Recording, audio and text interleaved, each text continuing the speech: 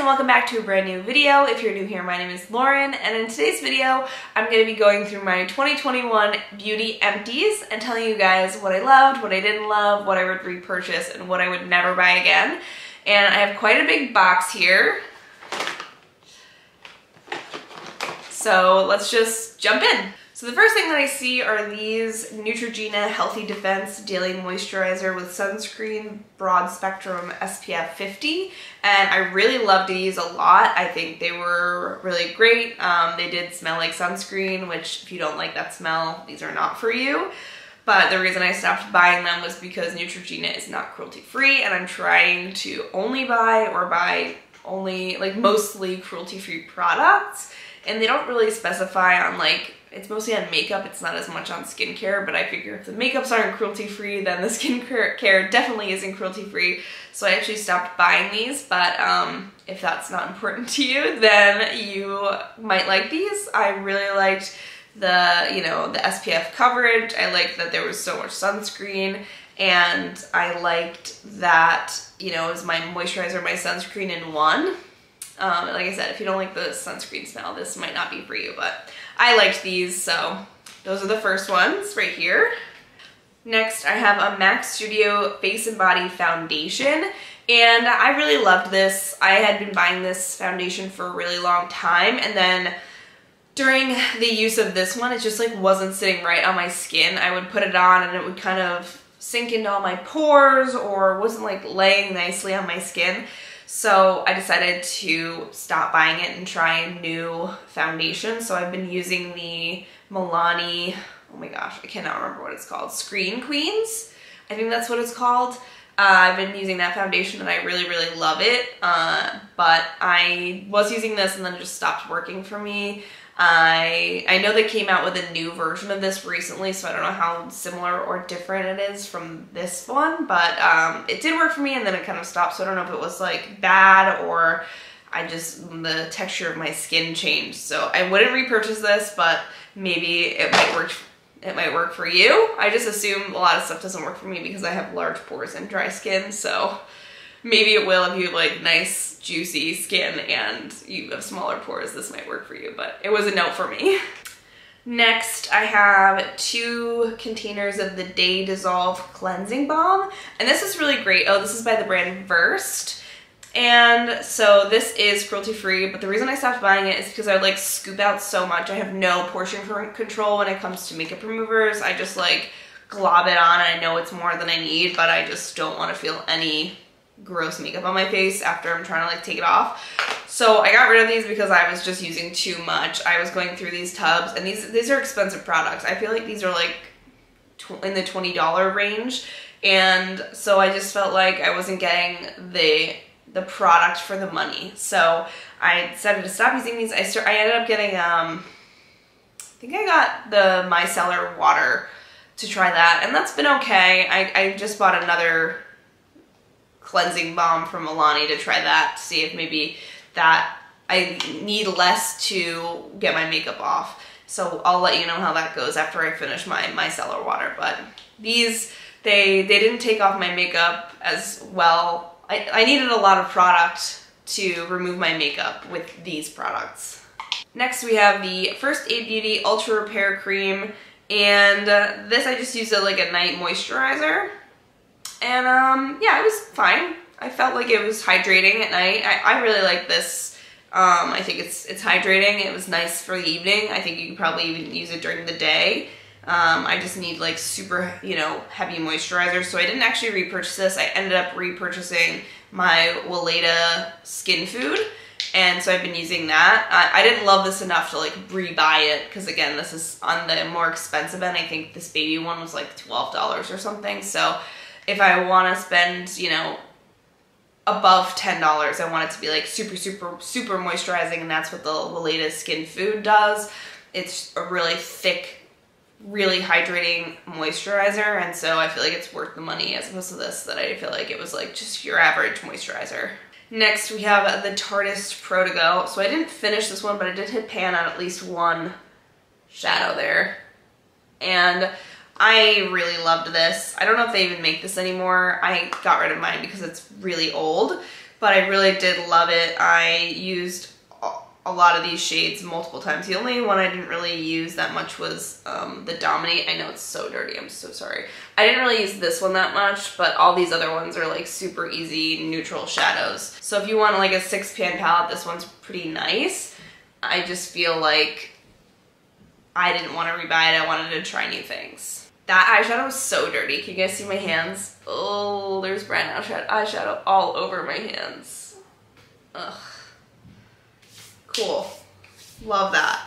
Speaking of eyeshadow, the next product in the Empties is the Nars Smudge Proof Eyeshadow Base, and I love this. It's so good.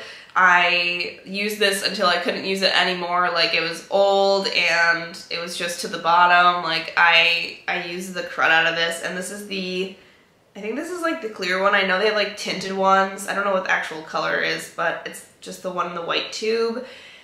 And it's so good, and it keeps your eyeshadow on all day. The only thing that is preventing me from rebuying it is it's quite expensive, even though it lasts a really long time, and it's not cruelty-free. So that's why I've been trying other things, and I didn't go right back to this, even though it's a really great product. So next, going back to skincare, is the Neutrogena Hydro Boost Hydrating Serum with Hyaluronic Acid.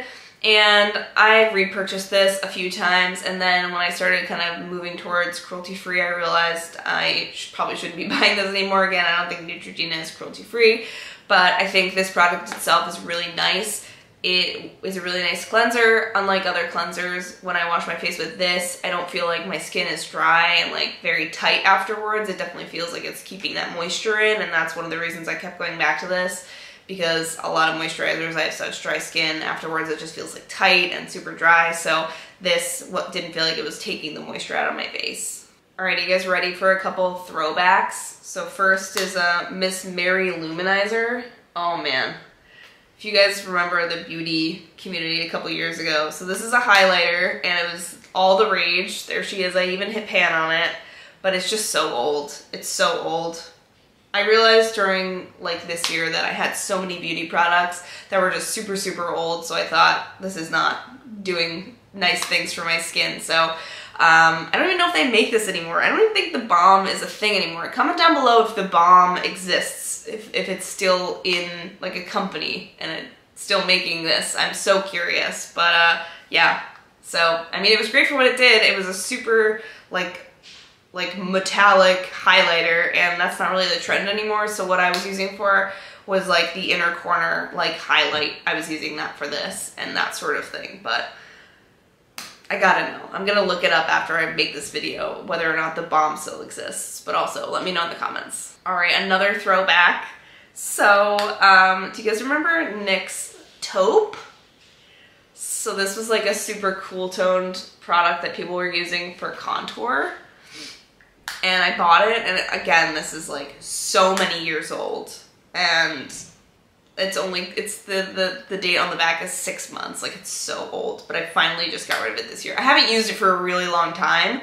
It was just kind of sitting in my collection, but wow. Okay, so these aren't really empties, but it's just stuff I got rid of because I wasn't really wearing them. And it's like this kind of glossy balm sort of lipstick. So these are the Physicians oh my gosh, I can't talk today, guys. This is the Physicians Formula Muro Butter, I don't know, lipsticks? Butter lip cream. And I got it in 4 colors because I was obsessed with them. Because I thought I could get like that glossy look without actually using a gloss, because I'm not really a fan of glosses either. And you know what? I just never reach for them.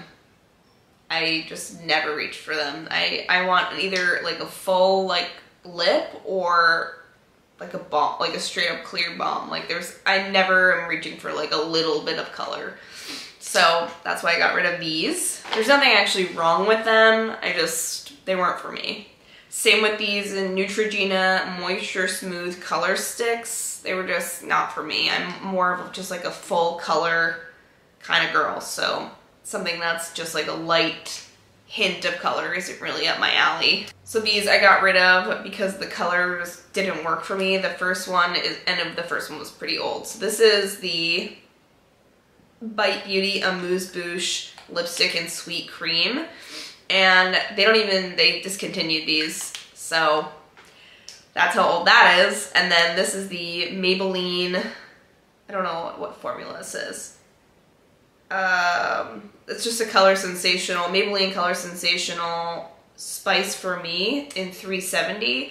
And this is a pretty color, but I would always put it on and then feel like, I don't know, it didn't look good on me. It made me feel like a little, like, pale. I don't know.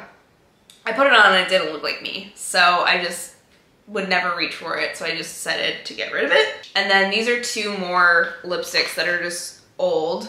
We have Sheer Liar from Urban Decay. I use this quite a bit. It's a great nude. And this is the sheer formula. Again, I'm not like into really like a sheer lipstick either. So I actually have the Sheer Liar, which is newer and it's the cream formula, and that one I hung on to. And then the other one is another Amuse Bouche Bite Beauty lipstick, and this is in the color Verbena. Guys, look at this. I freaking use that up. If that's not like me basically emptying this lipstick, I don't know what is. Look at that. That's a freaking flat lipstick right there. So, love this. I ended up actually like looking up on online similar colors to Verbena, and I picked up the Anastasia Beverly Hills lipstick in Spice, and it is pretty close to this, and so I love that lipstick, but this one had to go because it was so old. All right, next is mascaras. I tried a lot of mascaras this year. First one, Monsieur Big from Lancome, and I'm in love with this mascara. Oh my god, it's so good, guys, but it's not cruelty-free, so I moved away from it. I'm pretty close to finding something that's as good as this, and it's the Essence Lash Princess False Effect, I think. It's the one in the green, and that's basically as good as this. And it's so much cheaper, and they're cruelty-free. So if you're looking for something similar to this that's in the cruelty-free realm, that's much cheaper. This is about $25 or something. I would definitely check out the Essence False Lash Effect because it's just as good as this. Next, I have the Essence Lash Sculpted Lash Princess Sculpted Volume. Sorry, it's like totally off. The label is totally faded. And this was great. It has like a little bit of a different brush wand. It's like got this curve. Gosh, beauty guru here. It's got this curved wand, which I don't love. The False Effect one is just like a tapered straight wand, so I really like that one a lot better, but this is fine too. No complaints, just wasn't what I wanted. Okay, next, the Essence I Love Extreme Volume Mascara in the waterproof version. This was great. The wand is just too big for me. I was just kept hitting my eyelid, and I just don't have the dexterity for a giant wand. The last two are from Milani. The Highly Rated was really pretty. It just did not hold my curl. It would fall during the day, and it was not good. And they don't make a waterproof version, so it just wasn't right for me. And then I did try the Milani, the waterproof one, and this is just like a lengthening mascara. It doesn't really give my lashes any volume, so they were just no's for me. I wouldn't rebuy them. Okay, so one last eye product that I missed, and that's the Clinique Pretty Easy Liquid Eyelining Pen. And the reason I love this is because it's got the bristles instead of a felt tip, and I really love this. It did dry out pretty quickly, and then when I tried to rebuy this, they didn't have it in stock, so I ended up just buying a Wet n Wild one, which also had the bristles, and it's just as good. It's so much cheaper, so I think it's called the Wet n Wild like breakup proof eyeliner, and I would definitely recommend that instead of this Clinique one. And it's just like cheaper and better, and it lasts longer, and it's super waterproof, and it's just great. So would not recommend, would not rebuy this Clinique one. Definitely go for the Wet n Wild one instead. All right, some brow products. All right, so we have the Benefit Give Me Brow, and this is fine. It's just expensive, so I didn't rebuy it. I ended up trying out more different things. I ended up trying the e.l.f.